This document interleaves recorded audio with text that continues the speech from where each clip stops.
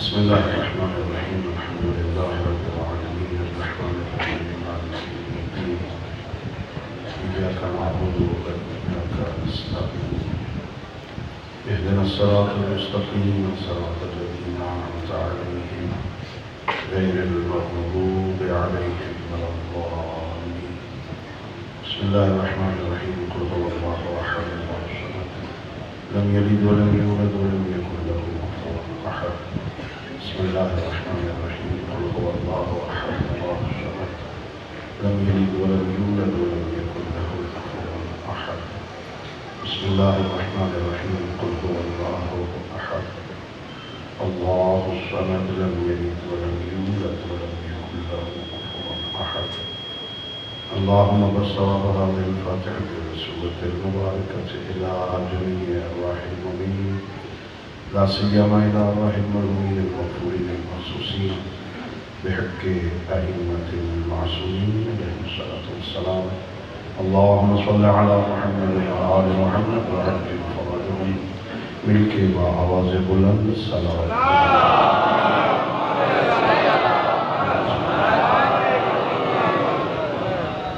ما شاء الله لا حول ولا قوة إلا بالله العلي العظيم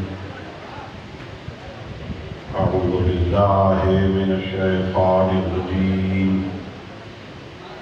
بسم الله الرحمن الرحيم الحمد لله رب العالمين بارئ الخلائق أجمعين والصلاة والسلام والتحية والإكرام على النبي المؤيد والرسول المسدد المصطفى الأمجد المحمود الأحمد حبيب إله العالمين أبي القاسم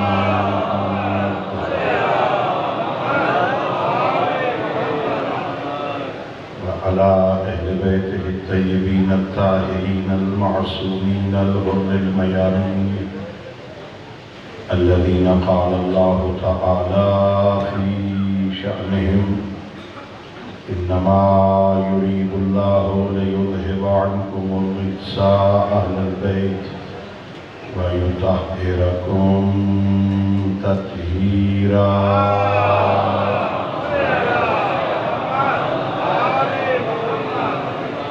ورحمة الله على أحبابهم وأصحابهم وشيعتهم ومواليهم واللعنة الدائمة الأبدية على أعدائهم أجمعين أما بعد فقد قال الله تبارك وتعالى في كتابه المجيد وفرقانه الحميد وهو أصدق الصادقين وقوله الحق بسم الله الرحمن الرحيم والعصر إن الإنسان لفي خسر إلا الذين آمنوا وعملوا الصالحات وتواصوا بالحق وتواصوا بالصبر السلام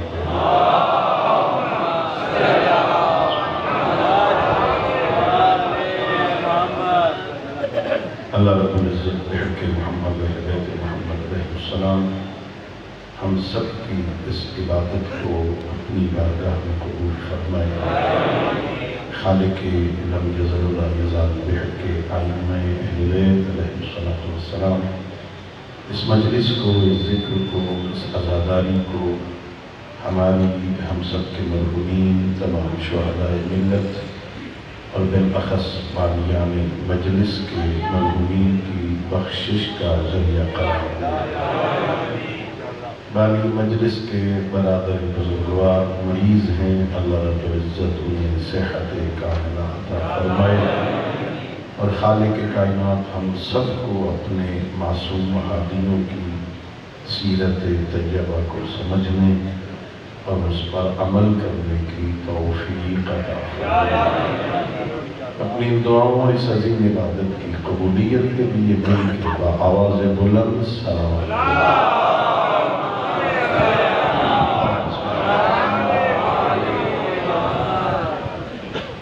دوستوں، بزرگوں اور عزیزوں،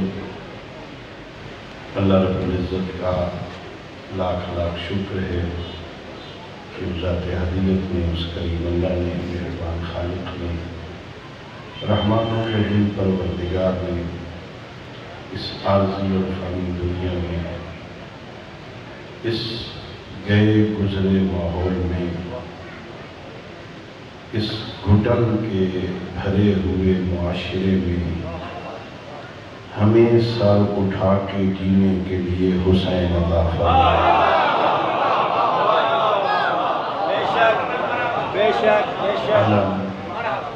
اللہ نے ہم پر احسان کیا، اللہ نے ہم پہ لطف کیا، اللہ نے ہم پہ کرم کیا ہے۔ خالق کائنات کا احسان ہے، اللہ نے ہمیں حسین عطا فرمایا۔ عزیزو، حسین اس کریم کو کہتے ہیں اگر کوئی بندہ ساری رات جنت اور جہنم کے درمیان پھرے، ایک طرف جنت، ایک طرف جہنم، ایک طرف دنیا ہے، ایک طرف آخرت ہے، ایک طرف دنیا کی گورنری ہے، ایک طرف شہادت ہے، ساری رات سوچتا رہے میں ادھر جاؤں یا ادھر جاؤں، صبح سچے دل سے حسین کے دروازے پہ آ جائے، حسین اسے حور بنا دیتا ہے۔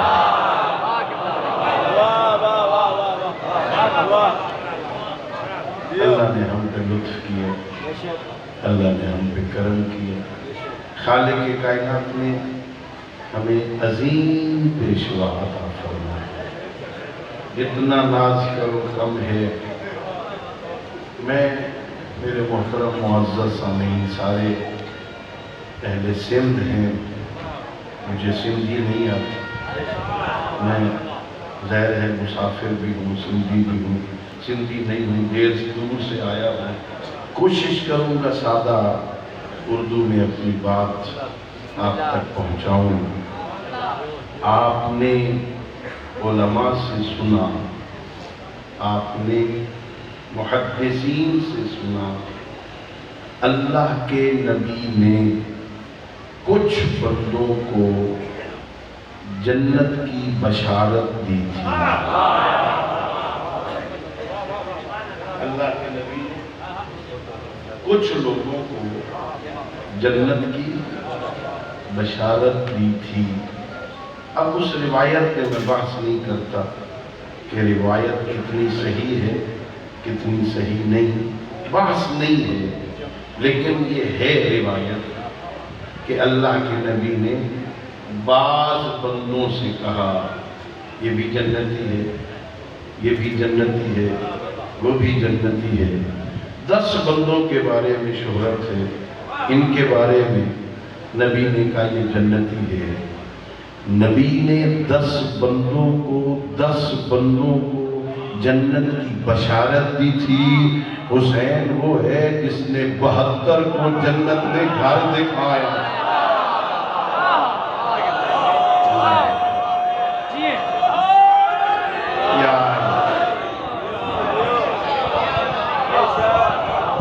جنت کی بشارت دینا اور بات، جنت میں گھر دکھانا اور بات۔ حسین بڑا کریم، حسین بڑا کریم، ناز کیا کرو، فخر کیا کرو، سر اٹھا کے چلا کرو۔ حسین کوئی اتنا عظیم ہے جو حسین کا ہو جائے، حسین اسے اللہ کے علاوہ کسی کے سامنے سرنگوں نہیں ہونے دیتا ہے۔ اور اگر میری بات پہ یقین نہ آئے تو آج 14 سفر ہے، صرف 6 دن بعد 20 سفر ہوگا، 40 کے جلوس نکلیں گے، 20 سفر کو 40 کے جلوس نکلیں گے۔ میری بات پہ یقین نہ کرنا، اپنی آنکھوں سے دیکھنا، جس بچے کے ہاتھ میں بھی غازی کا علم ہوگا اس کا سر بلند ہوگا. یہ کسی کو سرنگوش نہیں ہونے دیتا. حسین بڑا کریم ہے. حسین بڑا کریم. اللہ رب العزت نے ہمیں حسین عطا فرمایا. یہ ہر کسی کو نہیں ملتی. حسین ہر کسی کا مقدر نہیں ہے. حسین میرا جملہ سننا طالب علم ہوں عزیزو، حسین ہر کسی کا مقدر نہیں. حسین ہر ماں کو بھی نہیں ملتا، حسین ہر باپ کو نہیں ملتا. حسین لینا ہو ماں بطول ہونی چاہیے، باپ علی ہونا چاہیے. اللہ نے ہمیں حسین عطا فرمایا. حسین ابن علی بہت عظیم ہستی کا نام ہے حسین. اللہ نے ہم پہ کرم کیا. اللہ رب العزت نے حسین ابن علی علیہ السلام کے صدقے میں ہمیں یہ اوپن یونیورسٹی دی ہے. اوپن دنیا کی تعلیمی اداروں میں حفظ مراتب ہوتا ہے. پرائمری سکول میں اور سطح کے بچے ہو، مڈل سکول میں وہ جاتا ہے جو پرائمری پاس، ہائی میں وہ جاتا ہے جو مڈل پاس، کالج میں وہ جاتا ہے جو میٹرک پاس، یونیورسٹی میں وہ جاتا ہے جو F A pass who, graduate ہو تو ایم اے کی کلاسوں میں جاتا ہے. آپ کسی یونیورسٹی میں جا کے دیکھیں کوئی ایف اے کا بچہ ایم اے والوں کے ساتھ بیٹھا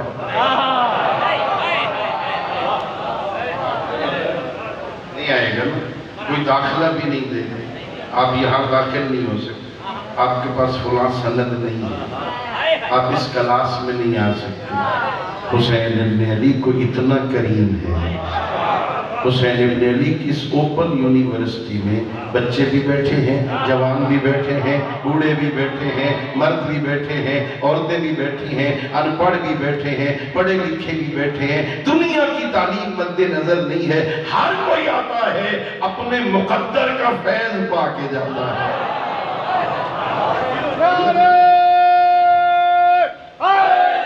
کیا ہے اللہ رب العزت نے ہم پر احسان کیا. عزیزو اللہ نے ہمیں حسین عطا فرمایا. حسین ابن علی اللہ رب العزت کے خزانے میں، اللہ کے خزانے میں محفوظ ترین نگینے کو حسین کہتے ہیں. روایتوں میں ہے کہ ان دو ہستیوں کی ولادت سے پہلے، حسن و حسین علیہ السلام کی ولادت سے پہلے کسی کا نام حسن نہیں تھا، کسی کا نام حسین نہیں تھا. اللہ اکبر. سننا، غور کرنا، آہستہ آہستہ بات پہنچا رہا ہوں.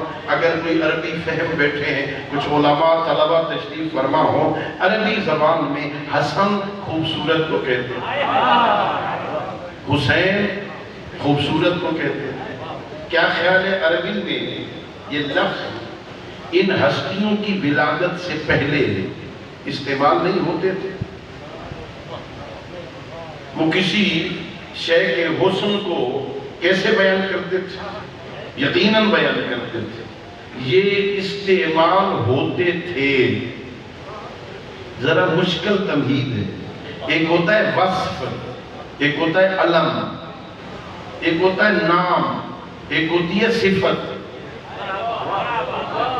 ان دو ہستیوں کی ولادت سے پہلے یہ دونوں لفظ بطور صفت کے استعمال ہوتے تھے. فلاں شے حسن ہے، فلاں شے حسین ہے، فلاں شے خوبصورت ہے، فلاں شے خوبصورت ہے، فلاں شخص حسن ہے، استعمال نہیں ہوتا. دونوں میں کیا فرق ہے؟ جب کسی شے کے حسن کو بیان کیا جائے تو یہ صفت ہوتی ہے، اور صفت کچھ عرصے کے بعد تبدیل ہو جاتی ہے. یہ کوٹھی نئی بنی تو خوبصورت ہے، اور کچھ عرصے کے بعد پھر پرانی ہو جاتی. اب کوئی بھی نہیں کہتا یہ خوبصورت، یہ قالین نیا بنا ہے تو خوبصورت ہے. 20 سال کے بعد کوئی بھی نہیں کہتا خوبصورت ہے. صفت تبدیل ہو جاتی ہے. اور جس کا نام حسن ہو، جس کا نام حسین ہو، وہ بچپن میں بھی حسین، وہ بچپن میں بھی خوبصورت، وہ جوانی میں بھی خوبصورت، وہ بڑھاپے میں بھی خوبصورت، وہ دنیا میں بھی خوبصورت. کبھی بھی حسن سے جدا نہیں ہوتا. اللہ نے مجھے وہ عظیم ہستیاں عطا فرمائیں. اور حسین کون ہے؟ ایک جملے میں پیغمبر نے اپنے بیٹے کی عظمت کو بیان فرمایا. اللہ آپ سب کو جنت عطا فرمائے. آمین تو کہو. اللہ آپ سب کو جنت میں اعلیٰ مقام عطا فرمائے. جتنے لوگ جنت جائیں گے، میں تاریخ کو، بڑی لمبی تاریخ کو، حضرت آدم سے لے کے قیامت تک جتنے لوگ جنت جائیں گے، نبی، ولی، وسیع، آدم سے لے کے قیامت تک جتنے لوگ جنت جائیں گے، صرف 2 ہستیوں کو نکال دو، صرف 2 ہستیوں کو نکال دو. ایک محمد عربی کو، ایک علی ابن ابی طالب کو. 2 ہستیوں کو نکال دو. آدم سے لے کے قیامت تک جتنے جنت جائیں گے وہ حسنین کی رعیت بن کے جائیں گے.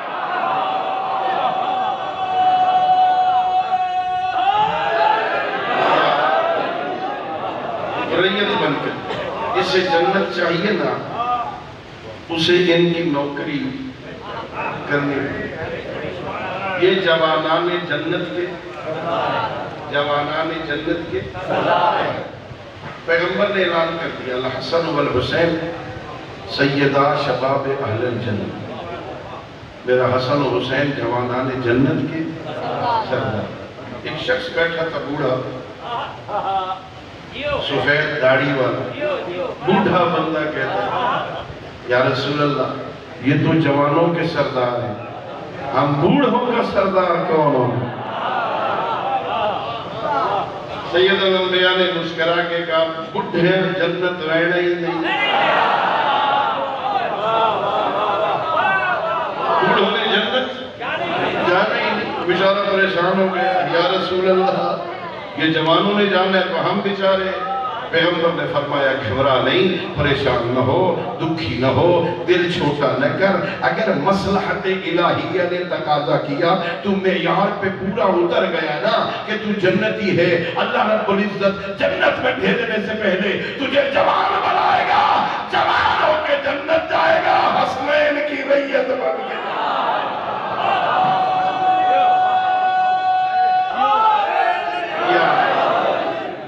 سمجھ آ رہی ہے؟ اللہ نے ہمیں ایسا حسین عطا. اب آئیے چلتے ہیں. جتنے لوگ اس دنیا میں زندگی گزارتے، دعوت فکر دے رہا ہوں، اللہ قسم کھا کے کہہ رہا ہے، والعصر، مجھے زمانے کی قسم، ان الانسان لفی خسر، یہ سارے انسان گھاٹے میں.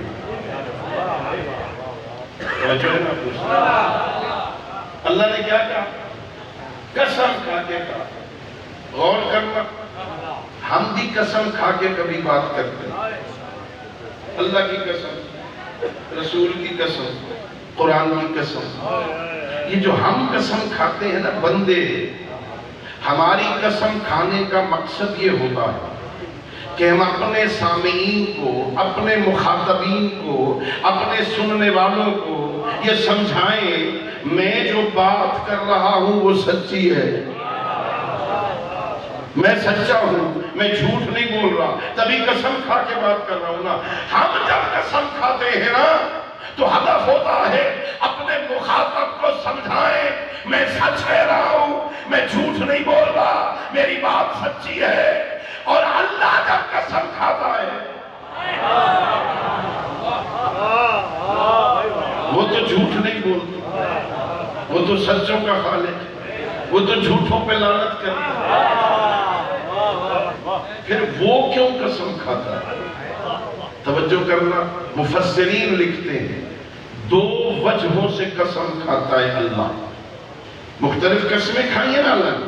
اللہ قسم کھا کے سارے سننے والوں کو، سارے مخاطبین کو، سارے قرآن پڑھنے والوں کو اللہ قسم کھا کے یہ بات سمجھاتا ہے میرے بندو غور کرو وہ شے کتنی عظیم ہے جس کی میں قسم کھا رہا ہوں.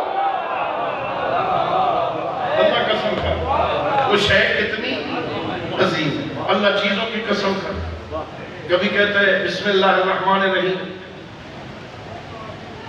والعادیات ضبحا فالموریات قدحا فالمغیرات صبحا فعصرن بہ نقعا فوسطن بہ جمعا. اللہ نے 5 قسمیں کھائی. توجہ ہے؟ میں ملا وجہ کو زور نہیں لگا رہا ہوں. اللہ نے کہا کیا 5 قسمیں کھائی. کس کی قسم؟ والعادیات ضبحا مجھے تیز دوڑتے ہوئے گھوڑوں کی قسم. مجھے تیز کون کس کے گھوڑے تھے بھئی؟ جنگ ذات السلاسل 12,000 بندوں نے قسم کھائی.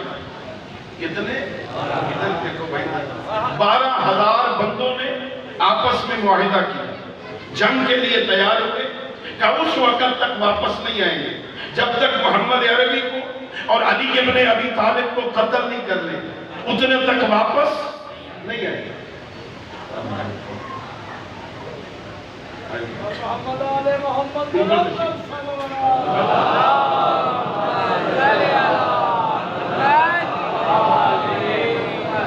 پھر بھی صلوات پڑھ لیجیے. بابا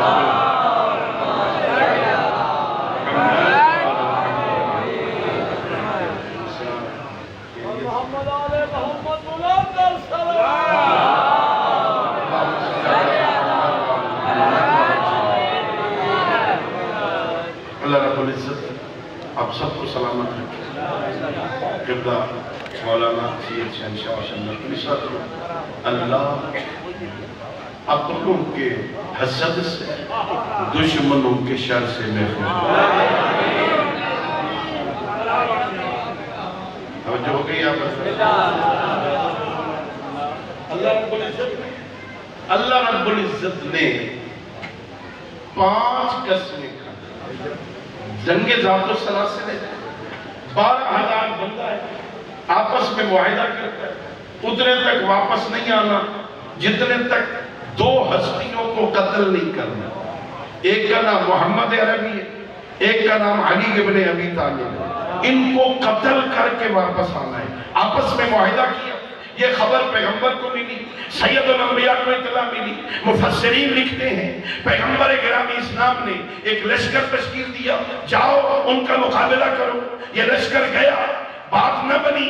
اگلے دن مغرب سے پہلے سید الانبیاء نے علی حیدر کرار کی کمان میں ایک لشکر بھیجا.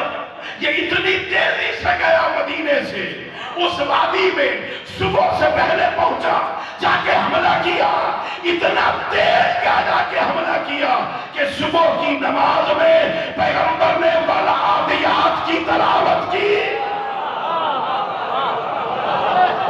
والعادیات ضبحا تیز دوڑتے ہوئے گھوڑوں کی قسم. فالمغیرات صبحا فعصرن بہ نقعا فوسطن بہ جمعا. ان کے قدموں سے اٹھنے والی چنگاریوں کی قسم، قدموں سے اٹھنے والی دھول کی قسم، ان کا وسط میں جا کے حملہ کرنے کی قسم. ذرا غور کرنا عزیزو، میری طرف توجہ کرنا. جس علی کے گھوڑے کے دوڑنے کی کیفیت کی اللہ قسمیں کھائے وہ خدا علی کتنا عظیم ہوگا.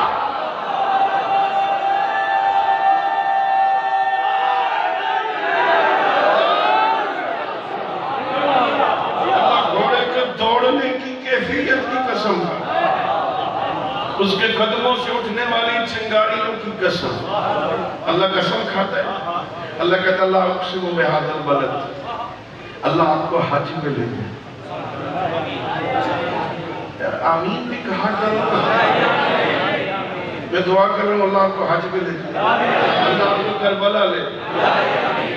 روایت ہے جو بندہ زندگی میں دعا کرتا رہے میرا اللہ مجھے کربلا لے جا، میرا اللہ مجھے حج پہ لے جا، اور ساری زندگی نہ جا سکے، اللہ تو کسی کی دعا کو رد ہی نہیں کرتا۔ فلسفہ دعا کا یہ کہ رد ہوتی ہی نہیں۔ اللہ نے وعدہ کیا ہے ادعونی استجب لکم، تم مانگو میں دوں گا، ان اللہ لا یخلف المیعاد، اللہ اپنے وعدے کے خلاف کرتا ہی نہیں۔ دعا کا فلسفہ یہ ہے کہ مراد نہیں ہوتی، کسی کا اللہ فوراً دے دیتا ہے، کسی کو ذرا عرصے کے بعد دیتا ہے، کسی کی مصلحت میں نہ ہونا رد نہیں کرتا، آخرت میں ذخیرہ کر لیتا ہے، آخرت میں اس کو اتنا اجر دیتا ہے نا، یہ بندہ میدان محشر میں حسرت کرے گا کاش میری زندگی میں کوئی بھی قبول نہ ہوئی ہوتی۔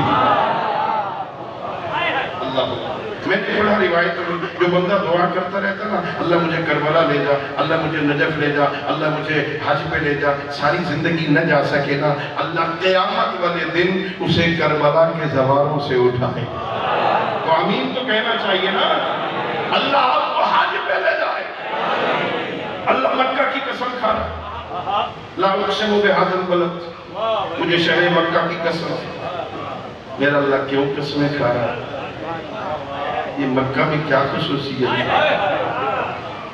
تیرا گھر ہے اس لیے قسم کھا نہیں، وہاں جنت سے آیا ہوا پتھر موجود ہے اس لیے قسم کھا رہا ہے، حجر اسود ہے کہ نہیں، مقام ابراہیم ہے اس لیے قسم کھا رہا ہے نہیں، حجر اسماعیل ہے اس لیے قسمیں کھا رہا ہے، 70 نبیوں کی قبریں ہیں اس لیے قسمیں کھا رہا ہے کہ نہیں، وہاں آب زمزم ہے اس لیے قسمیں کھا رہا ہے نہیں، وہاں صفا اور مروہ کی پہاڑیاں ہیں اس لیے قسمیں کھا رہا ہے کہ نہیں، ذرا غور کرنا، اس لیے قسمیں کھا رہا ہے، حضرت حاجرہ کی تاریخ ہے کہ نہیں، میرا اللہ کیوں قسمیں کھاتا ہے؟ مکہ کی خصوصیت کیا ہے؟ فرمایا لا اقسم بہذا البلد وانت حل بہذا البلد، مجھے شہر مکہ کی قسم اس لیے کہ میرا محمد تو یہاں رہتا ہے۔ اب ذرا غور کرنا، جہاں سے میں نے مجلس شروع کی تھی، اللہ رب العزت کیا کہہ رہا ہے؟ مجھے ان گلیوں کی قسم، مجھے اس مکہ کی قسم جہاں میرا محمد رہتا ہے، جہاں میرا نبی گلیوں میں پھرے، وہ گلیاں قسم کھانے کے لائق، غور کرنا، وہ گلیاں قسم کھانے کے لائق۔ پھر دعا کر رہا ہوں اللہ تمہیں مکہ لے جائے، اللہ تمہیں مدینے لے جائے۔ اللہ کے نبی نے 2 مسجدیں بنائی، اللہ نے احترام کیا، ایک مسجد قباء بنائی، ایک مسجد نبوی بنائی۔ جو مسجد قباء میں نماز پڑھے 2 رکعتوں کے بدلے میں اللہ ایک عمرہ مقبولہ کا ثواب، جو مسجد نبوی میں نماز پڑھے ایک نماز کے بدلے میں اللہ 25,000 نمازوں کا ثواب عطا کرتا ہے۔ سنا، جو پیغمبر سے منسوب ہو جائے، جو گلیاں پیغمبر سے منسوب ہو جائے وہ قسم کھانے کے لائق، جو مسجد پیغمبر سے منسوب ہو جائے وہاں 2 رکعت نماز 25,000 نمازوں کے برابر ہو جائے۔ ارے جو امامہ پیغمبر سے منسوب ہو جائے وہ کسی عجائب خانے میں رکھ دیا جائے، لوگ شیشے کو ہاتھ رکھ کے اس کو بوسہ دے کے پیغمبر سے اپنی عقیدت کا اظہار کرے۔ میں کیسے سمجھاؤں؟ اگر یہ امامہ چومنے کے لائق ہے تو وہ ہستیاں جن کی رگوں میں محمد کا لہو دوڑے،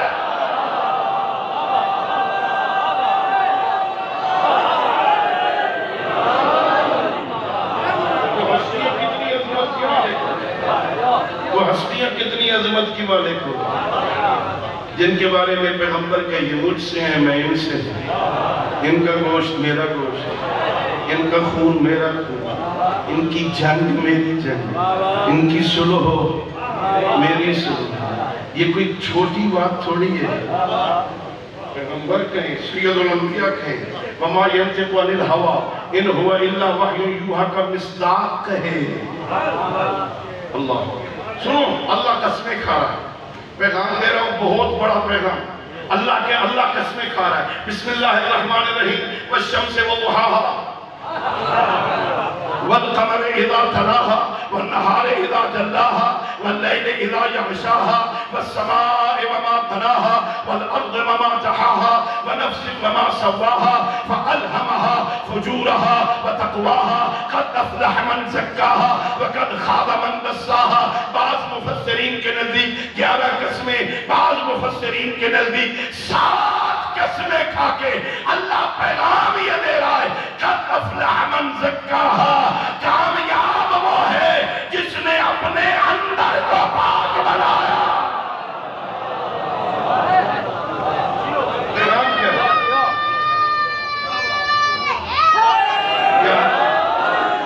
پورے مجمع میں اس بچے کو سب سے زیادہ سمجھ آئی. ابھی آج مجلس ختم ہو گئی، آپ گھر میں جائیں. میں ایک منت کر رہا ہوں، مسافر دور کا مسافر، آپ سے یہ خواہش کر رہا ہوں جب گھر جاؤ نا 4-5 منٹ کچن میں چلے جانا. میں یہ نہیں کہہ رہا برتن دھونے ہیں،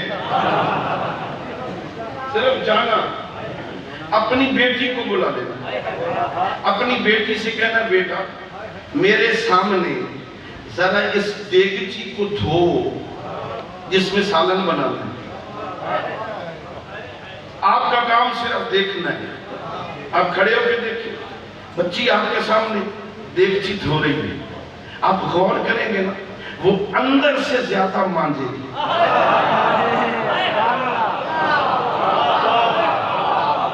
اندر سے رگڑ رگڑ کے صاف کرے گی، کبھی صابن کے ساتھ، کبھی صرف کے ساتھ، کبھی کسی اور چیز کے ساتھ. اچھی طرح 2-3 دفعہ اچھی طرح صاف کرے گی. باہر سے 1 دفعہ ہی کھنگال کے رکھ دے کوئی حرج نہیں، اندر سے صاف کرے گی. پیغام سننا بیٹا، پوچھنا بیٹا اتنا اندر سے کیوں صاف کر رہی ہے؟ وہ یہی کہے گی بابا جان، بھائی جان، اس میں بننی ہے بدن کی غذا، اسے اندر سے صاف کر رہی ہوں. کوئی ٹکڑا، کوئی جراثیم ایسا رہ نہ جائے جو بدن کی غذا کو خراب کرے. اسے اندر سے صاف ہونا چاہیے. اب سننا، چھپ چھپ کے نامعلوم لوگ پریس کانفرنسیں کرتے ہیں، علی کی اذان انہیں دہشت گردی لگتی ہے. سننا، انہیں اس لیے ان کے اندر علی نہیں جاتا، اس لیے کہ اندر نجاست ہے.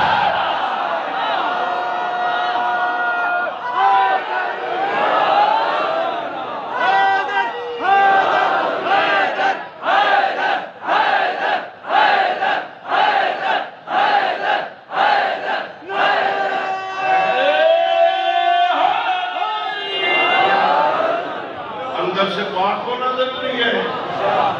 علی کی محبت نجس جگہ پہ نہیں جائے، پاک جگہ پہ جائے. کیا آپ نے نہیں سنی یہ حدیثیں؟ کچھ قاری ایسے ہیں جو قرآن پڑھتے ہیں، قرآن ان کے گلے سے نیچے نہیں جاتا.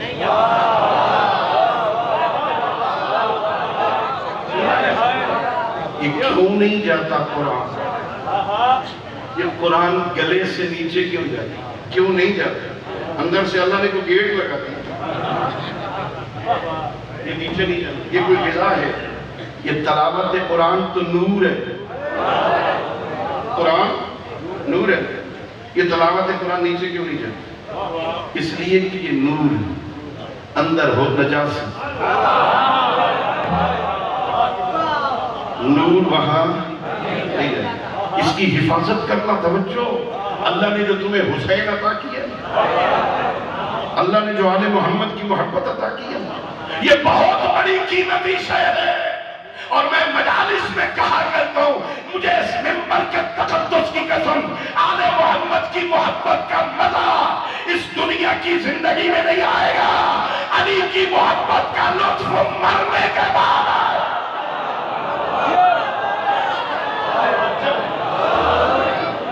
جب فرشتہ آئے گا نا روح قبض کرنے، تو سمجھ آئے گی یہ کتنی قیمتی شے ہے. اللہ قرآن میں کہہ رہا ہے وَإِذَا تَوَفَّاهُمُ الْمَلَائِكَةُ طَيِّبِينَ يَقُولُونَ سَلَامٌ عَلَيْكُمْ وَادْخُلُوا الْجَنَّةَ. فرشتے آئیں گے روح قبض کرنے.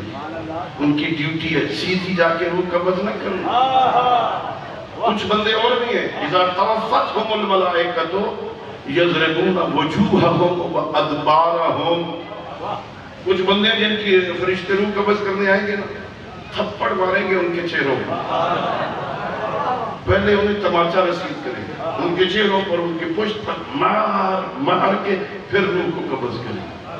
اور کچھ ہیں فرشتے روح قبض کرنے آئیں گے، کیا کہیں گے؟ یقولون السلام علیکم. مزہ نہیں آئے گا؟ اسرائیل پہلے آ کے سلوٹ کرے کہ میرا سلام ہو، ادخل الجنہ، تمہیں جنت کی بشارت ہو. یہ کون ہے؟ یہ میرے معصوم امام فرماتے ہیں اللہ نے جبرائیل کی اس اسرائیل کی ڈیوٹی لگائی ہے، جب ہمارے شیعہ کی روح قبض کرنے جا پہلے سلام کرنا پھر جنت کی بشارت.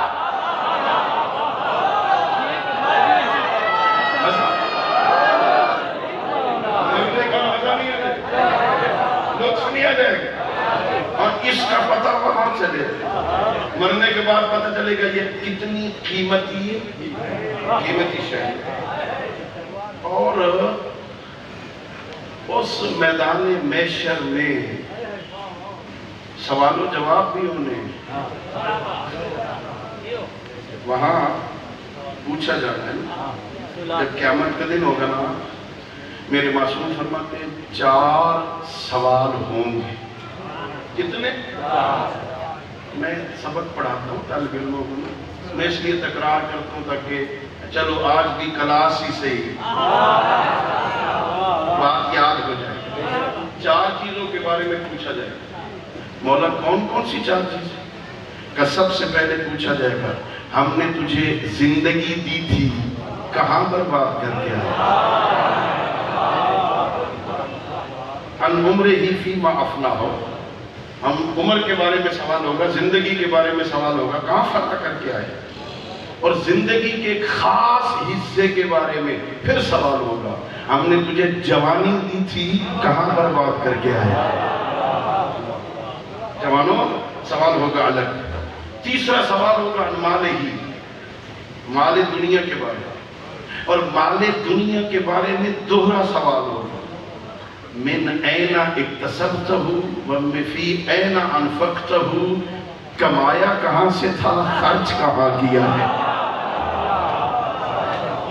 وہاں پوری منی ٹریل لی جائے گی تم سے، وہاں پرچی دکھانی پڑے گی. پھر وہاں یہ نہیں ہوگا جی یہ پرچی ہے، بعد میں پتہ چلے یہ 2 نمبر ہے، وہاں 2 نمبر نہیں چلے گی. سوال ہوگا ذرائع آمدن کیا تھے، شراب بیچ کے تو نہیں مال کمایا تھا، سود سے تو پیسے اکٹھے نہیں کیے تھے، غریب کو قرض دے کے سود تو نہیں دیتا تھا. ذرائع آمدن کیا ہے، حلال طریقہ یا حرام. اور دوسرا ہوگا تو نے خرچ کہاں کیے تھے. یہاں سے پتہ چلتا ہے یہ مال تیرا ہے ہی نہیں، تبھی وہ پوچھ رہا ہے خرچ کہاں کا. اور چوتھا سوال معصوم فرماتے ہیں عن حبنا اہل البیت، ہم آل محمد کی محبت کے بارے میں پوچھا جائے. چیک پوسٹے ہوئے، میں زیادہ زحمت رکھ دوں، مولانا آگے ہیں نا، زیادہ تنگ نہ کروں، نہیں نہ آپ کو غیر مسافر ہوں، جلدی مجھے بھی جانا ہے. 2 جملے سنو. پہلی چیک پوسٹ آئے گی نا، پوچھا جائے گا نمازیں ہیں؟ جی پوری ہیں، 17 کی بجائے 51 رکعت. اللہ آپ کو بھی 51 رکعت پڑھنے کی توفیق دے.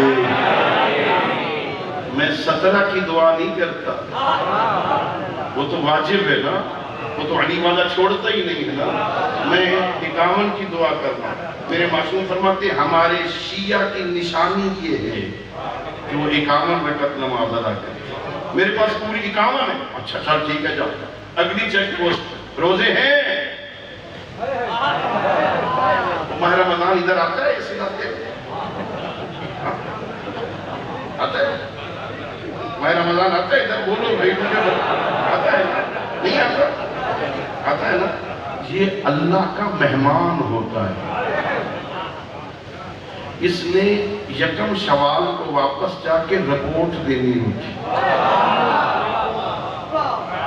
میرا اللہ تو نے مجھے چمبڑ ٹنڈو اللہ یار اندرون سندھ بھیجا تھا، یہ رپورٹ دے گا.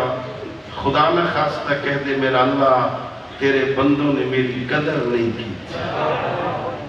نہ دن کو خیال رکھتے تھے نہ رات کو خیال رکھتے تھے. ہاں روزہ رکھنے سے بندہ مرتا نہیں. موت آتی ہوتی نا میرا عادل خدا واجب ہی نہ کرتا. روزوں کے بارے میں پوچھا گیا میرے پاس صرف رمضان نہیں، رجب شعبان کے مستحب روزے بھی ہیں، ہر مہینے میں 3 مستحب روزے بھی ہیں، پورے زکوٰۃ پوری ہے، خمس پورا ہے، اولاد کی تربیت ٹھیک ہے، والدین کی خدمت ٹھیک ہے. آخری چیک پوسٹ بڑی سخت ہوگی، اس کے بعد پھر کوئی چیک پوسٹ نہیں ہوگی. رک جا، ارشاد پروردگار ہوگا واقفوہم، ان کو روک لو، انہم مسئولون. ابھی ایک اور سوال رہتا ہے. یہ عجیب بات ہے، کون سا سوال؟ نماز پوری، روزے پورے، حج پوری، زکوٰۃ پوری، خمس پورا، عبادات پوری، کون سا سوال رہ گیا؟ یہ سوال ہوگا جو دکھا رہے ہو اس کی قبولیت کی سند بھی دکھا.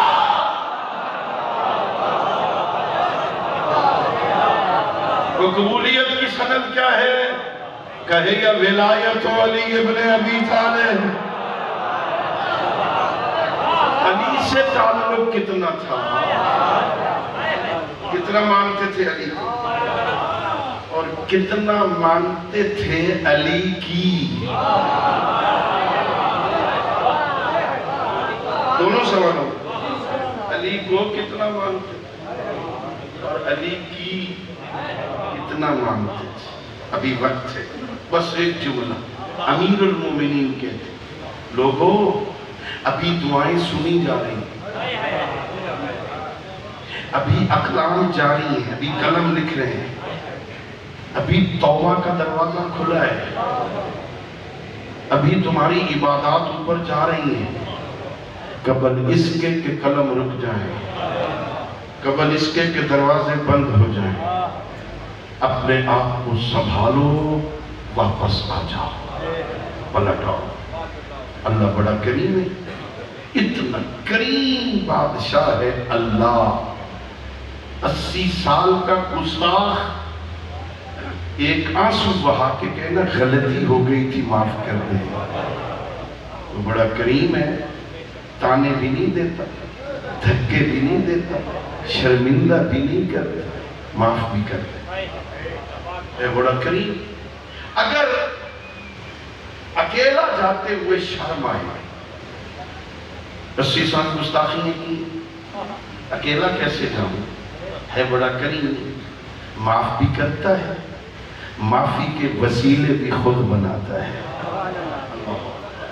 اکیلا نہ جا، 14 میں سے کسی کا دامن پکڑ کے چلا جائے. میرا اللہ اکیلے آتے ہوئے شرم آ رہا تھا، بہت بڑا گستاخ تھا. میرا اللہ اکیلے آتے ہوئے شرم آ رہا تھا.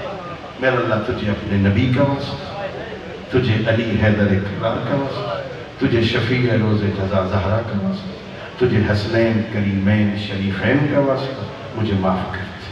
اور پھر میں طالب علم کہہ رہا ہوں، اگر ان 14 کا دامن پکڑتے ہوئے بھی شرم آئے، میں نے نبی کی سنت پہ بھی تو عمل نہیں کیا، میں نے مولا علی کی سیرت پہ بھی تو عمل نہیں کیا، میں نے اپنی بیٹیوں کو جناب سیدہ کی سیرت بھی تو نہیں پڑھائی تھی. آج ان کا دامن کیسے پکڑوں؟ تو میں محنت کر رہا ہوں، ان 14 کو بھی چھوڑ دے. اللہ نے 2 چھوٹے چھوٹے وسیلے بنائے ہیں. کہہ دے میرا اللہ تجھے 4 سال کی سکینہ کا واسطہ، میرا اللہ تجھے 6 مہینے کے علی اصغر کا واسطہ. تیری نظر میں شاید یہ چھوٹے وسیلے ہوں، یہ چھوٹے وسیلے نہیں. کربلا سے لے کر کوفہ، کوفہ سے لے کر شام، مشکل ترین راہوں میں دونوں بہن بھائی اپنے بابا کی بے گناہی کے گواہ تھے. بس میں لمبا مصحف پڑھنے کا عادی نہیں تھی. 4 سال کی سکینہ ظلم وہ سارے برداشت کیے جو زینب کبریٰ نے برداشت کیے. بی بی زینب کا خیمہ جلا, اس بی بی بچی کا دامن جلا. بی بی زینب کبریٰ کی چادر لٹی, اس 4 سال کی سکینہ کا مکھنا اترا. چاہا اگر ظالموں نے بی بی زینب کو تازیانے مارے, 4 سال کی بچی کو تماچے مارے. اللہ اکبر. سنو جملہ اور مجھے اجازت دے دو. اللہ تمہارے آنسوں کو قبول کرے. اللہ بانی مجلس کے توفیقات خیر میں اضافہ فرمائے, اس کے مرحومین پر رحمت نازل کرے. اللہ تمہیں شام لے جائے, اللہ شام میں بی بی کے روزے کی حفاظت فرمائے. اللہ تمہیں لے جائے. میں وہ جگہ دیکھ کے آیا ہوں جہاں کئی گھنٹے زینب چپ کر کے کھڑی رہی. کسی نے نہیں کہا علی کی بیٹی تھک گئی ہے بیٹھا بس عزادارو. ایک مرتبہ یزید تخت پہ بیٹھا ہے, سامنے بیویاں ایک رسی میں جکڑی ہوئی ہیں. ایک بچی ہے 4 سال کی جو سامنے کھڑی ہے, اس کی حالت کیا ہے؟ ایک ہاتھ گلے کی رسی میں ڈالا ہوا, ایک ہاتھ ماتھے پہ رکھا ہوا, زمین سے کبھی قدم اٹھاتی ہے کبھی زمین پہ رکھتی ہے. یزید پوچھتا ہے من ہذہ صبیہ, یہ بچی کون ہے؟ بتانے والوں نے کہا ہذہ سکینۃ بنت الحسین, یہ حسین کی چھوٹی بیٹی سکینہ, وہی سکینہ جس کے لیے حسین کہا کرتے تھے مجھے وہ گھر اچھا نہیں لگتا جس میں سکینہ اور رباب نہ ہو. کہ وہی سکینہ. اے بچی, یہ گلے کی رسی میں ہاتھ کیوں ڈالا ہے؟ یہ ماتھے پہ ہاتھ کیوں رکھا ہے؟ کہ ظالم, تیرے فوجیوں نے ساری بیویوں کو ایک رسی میں جکڑا ہے. میری پھوپھیوں کے قد بڑے ہیں, جب کمر سیدھی کرتی ہے میری تلیاں زمین سے اوپر. کہ جلدی کرو اس بچی کے گلے کی رسی کو کھول دو. گلے کی رسی کھلنا تھا. ظالم نے کہہ دیا اے بچی میں سنا کرتا ہوں حسین کو تجھ سے بڑا پیار ہے, بس ایک بات سن. اے بچی, یہ